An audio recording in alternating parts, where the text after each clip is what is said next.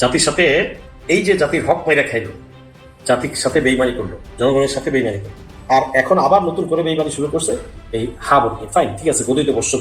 এখন জুলাই বাস্তবায়ন করো। আর জুলাই বাস্তবায়ন করতে তোমার এত ঘড়ি বসে কেন? এত সংবিধান আর সংবিধান মানুষের জন্য। সংবিধান মানলে তো নির্বাচন হবে 2029 নির্বাচনই হইতো না, নির্বাচন হইতো না, ম্যাডাম খালেদা জিয়ার জানাজা হইতো না, তারেক রহমান দেশে আসতে পারতো না, কত কিছুই তো। তাহলে কেন, কি জন্য এই সমস্ত? এটা টোটাল বেইমানি না, টোটাল মির্জাফরি না, বিশ্বাসঘাতকতা। এবং আবার সেই ভারতের কোলে বসে গেছে, ভারতের সাথে আবার লেনদেন শুরু হয়ে গেছে, এক্সপোর্ট ইম্পোর্ট শুরু হয়ে গেছে। এবারে তো দরকার ছিল না, 19 মাস আমরা ভারতের সাথে কোনো ব্যবসায়িক লেনদেন ছাড়াই তো এই দেশ সুন্দর চলেছে। এই দেশ মাথা তুলে দাঁড়াবে যদি ভারতের সাথে কোনো লেনদেন না করে, তাহলে এই দেশ তাড়াতাড়ি মাথা তুলে দাঁড়াবে, এটা আমি বলতে। ভারত বরঞ্চ আমাদের পিছিয়ে দেয়। আমাদের উচিত ভারতের সাথে লেনদেন আগামী 20 বছর একদম বন্ধ রাখা, টোটাল বন্ধ রাখা। অন্য দেশ থেকে সস্তা জিনিস পাওয়া যায়, সেটা না এনে আমাদের ব্যবসায়ীগুলো তো চোর, এই অলিগারগুলো তো একটা চোর, খুব নিচু স্তর থেকে এগুলো উঠে আসছে। তো আপনি দেখেন ব্যবসায়িকগুলোর ইতিহাস যদি বলতে চাই, এখন ওই ব্যক্তিগত চরিত্র নিয়ে টানাটানি করতে হবে। কোন কুলাগারটা কোথেকে উঠে আসছে দেখেন না, আপনি হিসাব করেন ব্যাকগ্রাউন্ড, এরা কোথায় ছিল আজ থেকে 20-30, কেউ 15, কেউ 20, কেউ 30, কেউ 40 বছর আগে। সব খুব নিম্ন স্তরের মানুষগুলো, এদের হাতেই এখন দেশের অর্থনীতি। এরাই অলিগার, এরা মানুষ নয়, অমানুষ।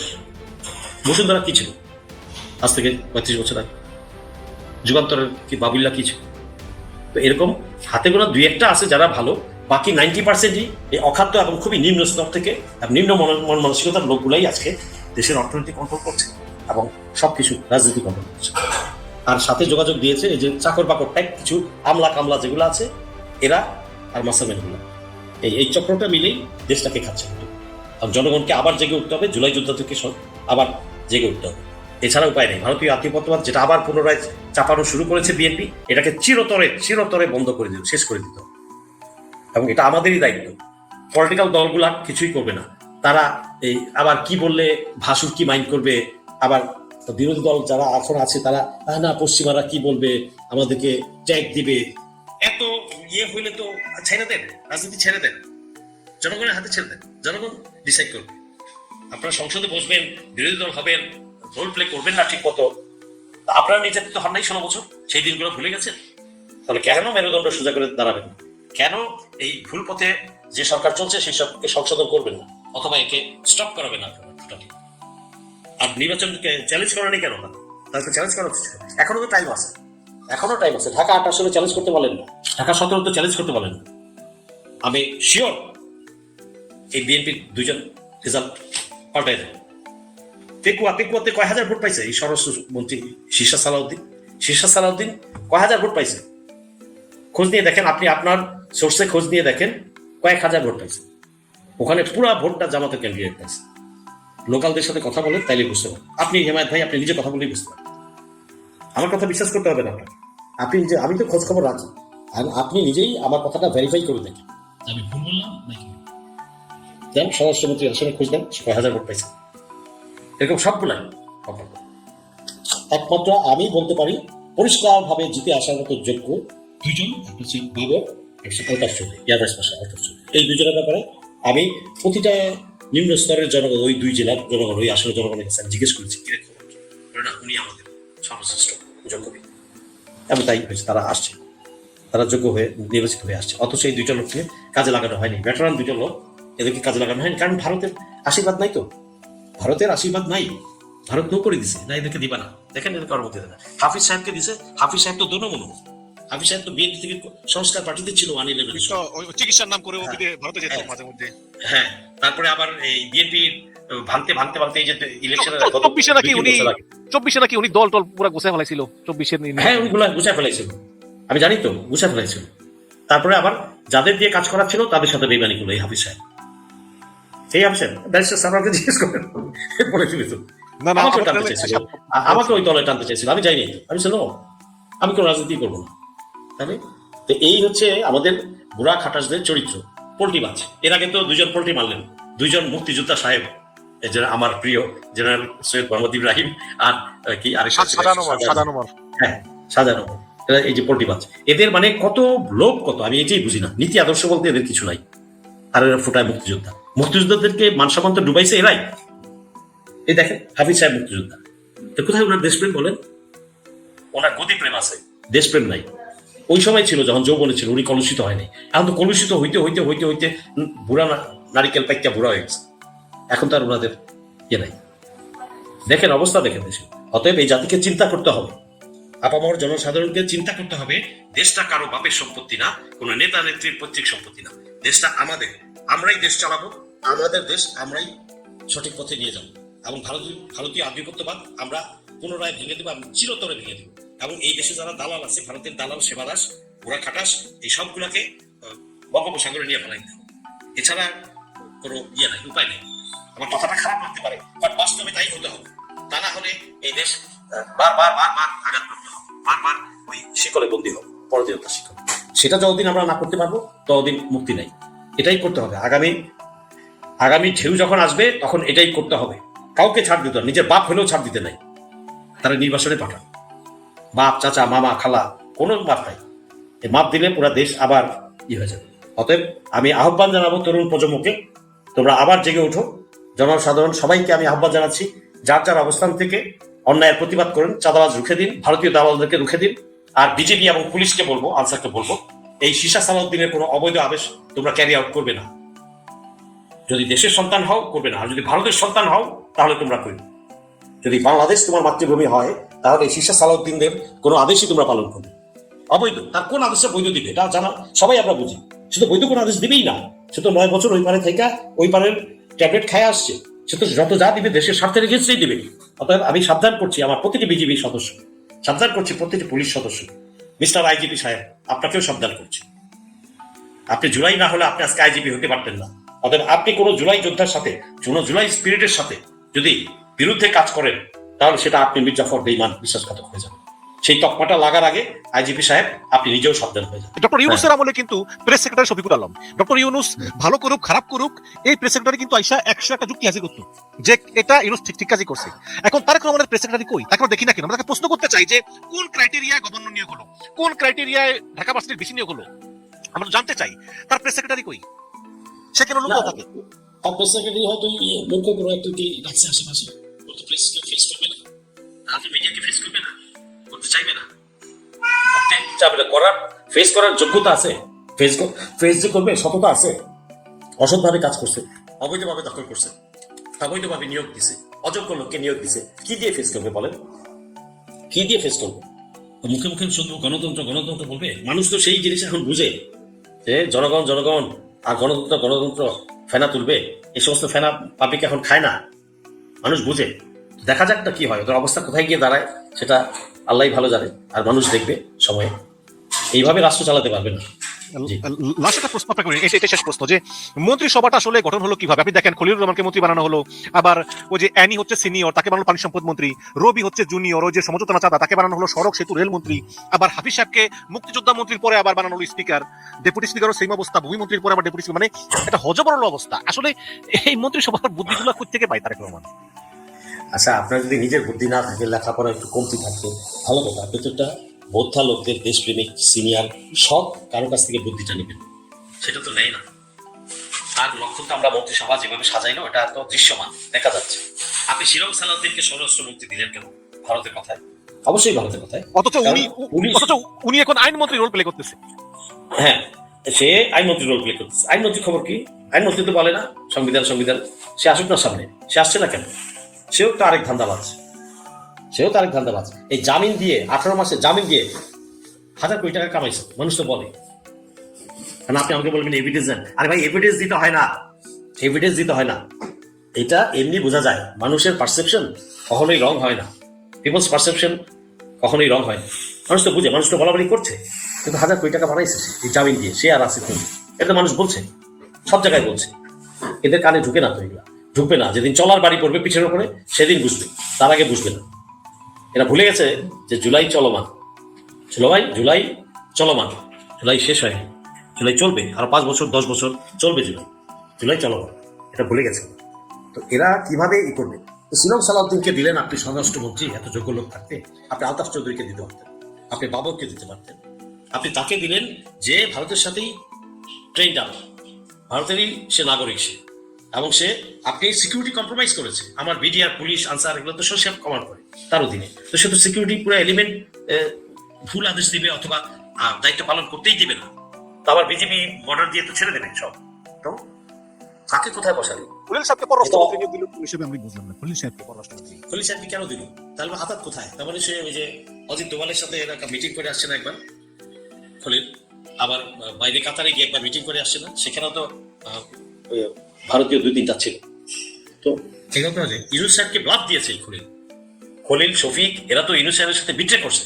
এবং ইলেকশন রেজাল্টের সন্ধ্যাপদ যেদিন ভোট হইলো, আমি আমার সেনাবাহিনী নিয়ে গর্বিত। সেনাবাহিনী ঈদের নির্বাচনের দিন খুব সুন্দরভাবে আন্তরিকতার সাথে ইমানদারির সাথে ডিউটি পালন করেছে। বাট ভোট কাউন্টিং তো সেনাবাহিনীর দায়িত্ব না, তো সেনাবাহিনীকে এখানে ব্লেম দেওয়া যাবে। আমি নির্বাচন কেন্দ্রে গেছি, 7টা নির্বাচন কেন্দ্র ভিজিট করি, 7টা না 9টা বা 11টা ভিজিট করেছি। আমি তো দেখেছি যে কিভাবে সেনাবাহিনী কষ্ট করে সারা দিন সেই সকাল থেকে রাত 8টা পর্যন্ত ছোটাছুটি দৌড়াদৌড়ি বিভিন্ন জায়গায় করছে, তারা আইন শৃঙ্খলা রাখার চেষ্টা করছে। ছোটখাটো হ্যাঁ 2-1টা জায়গায় হয়েছে, আর যখনই আবার আর্মি চলে আসছে সেটা তারা পারেনি। তো এখানে কারচুপিটা যে করলো, এটা ইউনুস সাহেবকে তারা ডার্কে রেখেছে। সোশ্যাল মিডিয়াতে আসছে, মানুষ বলাবলি করছে, এই তারা ডার্কে রেখেছে ইউনুসের সাথে। যারা ডক্টর ইউনুসের সাথে আশেপাশে যে চামচাগুলা ছিল, এই খলিল মলিল এগুলা আরো যেগুলা ছিল সচিব টচিব, এরা জানতেই দেয় নাই ডক্টর ইউনুসকে। ডক্টর ইউনুস জেনেছেন সন্ধ্যার পরে, ততক্ষণে কাজ হয়ে গেছে। বা রেজাল্টটা তো 3 দিন পরে ঘোষণা করে, 3rd ডে থেকে ঘোষণা, অফিসিয়াল ডিক্লারেশনটা তো পরে হয়েছে 3rd ডেতে বা 4th ডেতে। তো ইউনুস তো চেয়েছিলেন একটা বেস্ট পসিবল নির্বাচন বাংলাদেশে উপহার দিতে। কিন্তু আমি যদি বলি 70 সাল থেকে এই পর্যন্ত যতগুলো নির্বাচন হয়েছে, তার মধ্যে সবচেয়ে নিকৃষ্ট নির্বাচন হয়েছে এটা। রেজাল্ট দিয়ে তো কথা, নির্বাচন অনুষ্ঠানটা সুন্দরভাবে হয়েছে, বাট আলটিমেটলি ফাইনাল রেজাল্টটা কি হয়েছে? টোটাল ডাকাতি হয়েছে, টোটাল। হয়তো 10টা সিট কম বেশি করতো, সেটা একটা কথা, পুরা জিনিসটাই উল্টায় গেছে। বিএনপি পাইতো 70 থেকে অ্যারাউন্ড 70 প্লাস মাইনাস, সেখানে জামাতকে করে দিয়েছে জামাত। আসসালামু আলাইকুম প্রিয় দর্শক, সবাইকে পবিত্র ঈদ উল ফিতরের অগ্রিম শুভেচ্ছা জানাচ্ছি। ঈদ মোবারক। রোজা যদি 29টা হয়, তাহলে আগামীকাল আমরা বাংলাদেশে পবিত্র ঈদ উল ফিতর উদযাপন করব। আর যদি 30টা হয়, তাহলে একদিন পিছিয়ে পরের দিন আমরা ঈদ উল ফিতর উদযাপন করব। আমার যারা শুভাকাঙ্ক্ষী, শুভানুদ্দায়ী, বন্ধু, সমর্থক, ফলোয়ার যারা আছেন, প্রত্যেককে অগ্রিম শুভেচ্ছা জানিয়ে রাখলাম। দীর্ঘ 1 মাস সিয়াম সাধনার পরে আমরা অনেকটা 1000 বছরের চেয়েও উত্তম যে রাত, সেটি আমরা অতিক্রম করেছি এবং আমরা ইবাদত বন্দেগীতে মশগুল থেকেছি। নিজেকে ওই সৌভাগ্যবানদের একজন হিসেবে পরিগণিত করতে পেরেছি, এই আশা আমরা করতেই পারি। দর্শক, এই শুভেচ্ছা জানানোর পরে রাষ্ট্রের অত্যন্ত গুরুত্বপূর্ণ একটি বিষয় আপনাদের সাথে একটু শেয়ার করতে চাই। আপনারা জানেন, বিএনপি সরকার ক্ষমতায় আসার পর থেকে, সরকার গঠন করার পর থেকে জামাতের বিরুদ্ধে একটি অভিযোগ তারা কিন্তু বারবার ছড়িয়ে দিচ্ছে। 11 দলীয় জোটের পক্ষ থেকে যেমন ইলেকশন ইঞ্জিনিয়ারিং করা হয়েছে এবং ফল ডাকাতির মাধ্যমে কাউকে ক্ষমতায় বসিয়ে দেওয়া হয়েছে, এরকম অভিযোগ আনা হয়েছে, তেমনি সরকারি দল, এদেশের সুশীল সমাজ এবং মিডিয়ার একটি শ্রেণী, তারা 11 দলের উপরেও একটি অভিযোগ দায়ের করার চেষ্টা করছে যে ইউনুস সরকার চেয়েছিল তাদেরকে ক্ষমতায় বসিয়ে দিয়ে যেতে। এই অভিযোগ যে মিথ্যা, ভিত্তিহীন, এইটার প্রমাণ পাওয়া গেছে 2 জন ব্যক্তির কাছ থেকে। তারা এই বিষয়ে পরিষ্কার করে সরাসরি একটি ইঙ্গিত দিয়েছেন, অর্থাৎ আমাদের যে ধারণা ছিল সেটি সত্যে পরিণত হলো। অন্তর্বর্তীকালীন সরকার তথা ইউনূসের সরকার, তারা বিএনপিকে ক্ষমতায় বসানোর জন্য ওতপ্রোতভাবে তারা প্রচেষ্টা চালিয়ে গেছে। আমি ওই 2 জন ব্যক্তির মতামতের সাথে আরো কিছু উদাহরণ অ্যাড করে দিব, আপনারা শুনলে আপনাদের ভালো লাগবে। প্রথমত, আপনারা জানেন অন্তর্বর্তীকালীন সরকারের যিনি পরিবেশ ও বন উপদেষ্টা ছিলেন রেজওয়ানা হাসান, তিনি তো পরিষ্কার করে বলেই দিলেন যে আমরা ওই অপশক্তিকে ক্ষমতায় আসতে দেই নাই, তাদেরকে মেইন স্ট্রিমে আসতে দেই নাই, তাদেরকে আমরা ঠেকিয়ে রাখতে পেরেছি। এখানে তো একটা ইঙ্গিত তিনি দিয়ে দিলেন। এরপরে খালেদ মহিউদ্দিন আজ চমৎকার একটি মন্তব্য করেছেন এবং তার এই মন্তব্যে অন্তর্বর্তীকালীন সরকার যে বিএনপি সরকারের হাতে ক্ষমতা তুলে দিয়েছে, এটির প্রমাণ একেবারে পরিষ্কার হয়ে গেছে। যেমন তিনি বলেছেন যে অন্তর্বর্তীকালীন সরকার জামাতকে নয়, বরং বিএনপির হাতে ক্ষমতা তুলে দেবার জন্য তারা প্রচেষ্টা চালিয়েছে। তার বড় উদাহরণ তিনি দিয়েছেন, 2টি যুক্তি তিনি দিয়েছেন। নাম্বার 1 হচ্ছে অন্তর্বর্তীকালীন সরকারের একজন উপদেষ্টা, তিনি সরাসরি ওই জায়গা থেকে পদত্যাগ না করেই উপদেষ্টা থেকে যখন তার দায়িত্ব শেষ করেছে, সাথে সাথে তিনি বিএনপির পররাষ্ট্রমন্ত্রী হয়েছেন। সুতরাং তাদের ভিতরে আগেই একটা লিয়াজও ছিল, কথাবার্তা ছিল, তিনি পররাষ্ট্রমন্ত্রী হবেন, তিনি যেন ওই পদে যেতে পারেন, এই প্রচেষ্টা তিনি পুরাটাই বাস্তবায়ন করেছেন, ফলে গেছেন। আরেকটা উদাহরণ তিনি দিয়েছেন, অন্তর্বর্তীকালীন সরকারের নিয়োগ দেয়া রাষ্ট্রের গুরুত্বপূর্ণ প্রধান আইন ব্যক্তি অ্যাটর্নি জেনারেল আসাদুজ্জামান, তিনি কিন্তু বিএনপি থেকে নমিনেশন নিয়েছেন, নির্বাচিত হয়েছেন এবং বিএনপির আইনমন্ত্রী হয়েছেন। এর চেয়ে বেশি প্রমাণের কি আর দরকার আছে? সুতরাং খালেদ মহিউদ্দিনের বক্তব্য যে একেবারে শতভাগ সঠিক, এটি আমরা বুঝতেই পারছি। শুধু এখানেই শেষ নয়, আপনারা জানেন অন্তর্বর্তীকালীন সরকারের প্রধান উপদেষ্টা প্রফেসর ডক্টর ইউনূসের যিনি প্রেস সচিব ছিলেন শফিক ভাইও তিনি একটি কথাই দেখুন বলেছেন, তিনি বলেছেন আমরা যত কাজ করতে গিয়েছি, যখনই কোনো কাজে হাত দিয়েছি, বর্তমান সরকার আমাদের প্রত্যেকটি কাজে বাধা দিয়েছে, আমাদের কোনো কাজ করতে দেয়নি। দেখুন, শুনুন, এগুলো আস্তে আস্তে সব বের হয়ে যাবে। আর এই কথাগুলো বলতে গেলেই, যখনই আমি আপনি কেউ এই কথাগুলো বলবো, তারা যে জনগণের সাথে প্রতারণা করছে, গাদ্দারি করছে, জুলাই সনদ বাস্তবায়নের কথা বলে তারা ক্ষমতায় এসেছে, অথচ তারা এখন সেটি ভুলে যাচ্ছে, তারা সেটি করবে না। এই কথা কেউ বললেই ইশরাক হোসেনরা দেখুন কিভাবে হুমকি দিচ্ছে রাষ্ট্রের জনগণকে, যে কেউ যদি জুলাই নিয়ে বেশি মাতামাতি করে, জুলাই সনদ নিয়ে কেউ যদি মাতামাতি করে, তাহলে আমরাও পুলিশ হত্যার বিচারের দিকে মনোনিবেশ করব। অবস্থাটা কি দাঁড়াচ্ছে?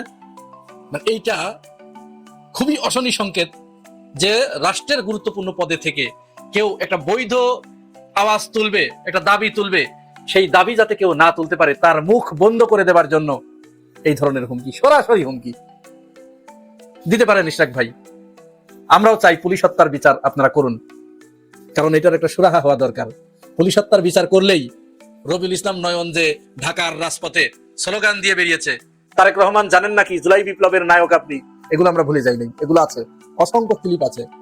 আপনি ইশরাক হোসেন নিজেকে জুলাই আন্দোলনের মাস্টার মাইন্ড হিসেবে নিজেকে দাবি করেছেন, ছাত্র দলের সভাপতি দাবি করেছে, প্রত্যেকেই বিএনপির প্রত্যেকেই এই ক্রেডিট নেওয়ার জন্য দাবি করেছে। এই সমস্ত প্রমাণ ডকুমেন্টস আছে, করুন, পুলিশ হত্যার বিচার করুন, এটা হওয়া দরকার। বিএনপি কি আসলে অন্য কেউ ভেতর থেকে চালাচ্ছে, যাদের শেকড়টা কাঁটাতারের বেড়ার ওই পারে বাঁধা, তারা আসলে এই বাংলাদেশটাকে ওন করে না। সবচেয়ে আশ্চর্য হচ্ছে, দেখুন বিএনপির এই যে এক মহিলা, কি পাপিয়া নাকি যেন নাম, হারুনের স্ত্রী, জাতীয় সংসদে যখন আওয়ামী লীগের সময় আতাত করে সংসদে ছিল, সে প্রত্যেক কথায় কথায় কোরআনের আয়াত তেলাওয়াত করতো। আমরা ইহুদিদের বড় বড় আলেমদের কিন্তু এই ধরনের কথা শুনেছি, ইহুদিদের আলেমরা তারা কিন্তু কোরআনের আয়াত তেলাওয়াত করে, উপমা দেয়, উদাহরণ দেয় কোরআনের আয়াত বলে, কিন্তু তার ভিতরেই তাদের ইহুদিদের যে চরিত্র সেটি তারা দেখায় দেয়। হারুনের স্ত্রী বা হারুনরা ওই চরিত্র ধারণ করেছেন কিনা এটি জনগণের কাছে পরিষ্কার হয়ে যাবে। দেখুন, এই যে পাপিয়া, তিনি ইসলাম ধর্মকে তামাকের চেয়েও নিকৃষ্ট এই জাতীয় কুরুচিপূর্ণ মন্তব্য তিনি করে বসেছেন। দেখুন তিনি কি বলেছেন, একটু শুনুন। সংগ্রামী ভাই ও বোনেরা, একটি কথা বলতে চাই যে শরীরের জন্য তামাক বড়ই ক্ষতিকর, আর ধর্মের জন্য ইসলাম বড়ই ক্ষতিকর, আর কাঠের জন্য ওই পোকা খারাপ জিনিস। তাহলে আপনারা এই পাপিয়ার কথায় কি বুঝেন? ইসলাম নিয়ে এদেশের মানুষ ধর্ম বিরোধীও নয়, আবার ধর্ম উন্মাদও নয়। এখানে কিন্তু একটা ব্যালেন্স তৈরি হয়েছে। এদেশের মানুষ তারা ধর্ম নিয়ে বাড়াবাড়িও যেমন পছন্দ করে না, আবার কেউ ধর্মকে নিয়ে এইভাবে কটূক্তি, এই ধরনের কুরুচিপূর্ণ মন্তব্য করলে সেটাও কিন্তু তারা বরদাস্ত করে না। তিনি কি বোঝাতে চেয়েছেন? ধর্মকে এই পর্যায়ে তিনি নিয়ে গেলেন যে শরীরের জন্য তামাক যেরকম ক্ষতিকর, ধর্মের জন্য ইসলাম সেরকম ক্ষতিকর। এই কথা বলার পরে কেউ মুসলমান থাকে কিনা এই ভার আমরা আপনাদের উপরে ছেড়ে দিলাম। বিএনপির ভিতরে এই ধর্মবিদ্বেষী গোষ্ঠীটা রাষ্ট্রকে অস্থিতিশীল করার জন্য সর্বাত্মক প্রচেষ্টা চালিয়ে যাচ্ছে। হামিম, তাকে যে বহিষ্কার করা হলো ইফতার মাহফিল আয়োজন করার জন্য, তার মানে কি তারা এগুলো অন করে না? তারা মুখে বলবে এক কথা, কাজে করবে আরেক কাজ। এটাকেই তো মুনাফিকের লক্ষণ যে চারটা, তার একটা তো এইটা যে তারা মুখে একটা বলে আর অন্তরে আরেকটা পোষণ করে। তারা মুখে বলছে আমরা মদিনার ইসলাম চালু করব, আমরা এ করব সে করব, আমরা মুসলমান ইত্যাদি ইত্যাদি বলছে, অথচ ইসলামকে তারা তামাকের চেয়েও ক্ষতিকর হিসেবে দেখছে। কাঠের জন্য ঘুন পোকা যেরকম ক্ষতিকর, ধর্মের জন্য ইসলাম এরকম ক্ষতিকর। তারা ইফতার মাহফিলের আয়োজন করলে নেতাদেরকে বহিষ্কার করে, আবার দলীয় নেতাদেরকে এইভাবে নির্দেশ দেওয়া হয়েছে যেখানে যেখানে কেউ জামাতের কেউ ইফতার মাহফিলের আয়োজন করলে সেখানে যে হামলা করবা। আমি বানিয়ে বলছি না, এই যে ঝিনাইদহে দেখুন মহিলা জামাতের ইফতার মাহফিলে যারা হামলা করতে গিয়েছিল তারা যে উপরের নির্দেশে গিয়েছিল, এই নিন তার প্রমাণ। দেখুন, আপনারা যে বলেছেন যে ইফতার মাহফিল করা যাবে, এটা কি মহিলা জামাত থেকে মসজিদে করছিল না? ওরা বাড়িতে মানে বৈঠক করছিল আর কি। তা আমরা বলিলাম যে এগুলো করো না, কারণ আমাকে বলে উপর থেকে খারাপ। তা এই এক কথা কোয়া ছাড়া ওরা মানে লাঠি ছোড়া নিয়ে এসে মারা আরম্ভ করেছে। আমরা তো আর মারিনি, প্রথম ওরাই মেরেছে আর কি। যদি আমরা মারতাম, ধরেন আমরা বিএনপির লোকজন মেলায় মারতে পারতাম, কিন্তু বাড়ির পর মহিলা তাকার আমরা মারিনি। জামাতের লোক এখানে কয়টা, দুটো দেখলাম আমি, এখানে দুইজনে দেখলাম। জামাতের লোক মার খানি তো বেশি, আমরা করলাম না, আমরা মারি নিয়েছিলাম। এই যে মেয়ে লোকের গায়ে হাত দিলে অন্যায়, সেই জন্য আমরা মারিনি। সত্যি কথা, আমরা বলেছি যে তোমরা এই কাজ করো না, আমাদের উপরে খারাপ বলে, এই জন্য আমরা জিজ্ঞেস করতে গেছি। তাছাড়া সত্যি কথা অন্য কোনো বলবো না আমি সে কথা। এগুলো অশনি সংকেত। বাংলাদেশের জনগণের এই বিষয়ে চিন্তা ভাবনা করার দরকার আছে বলে আমরা মনে করি।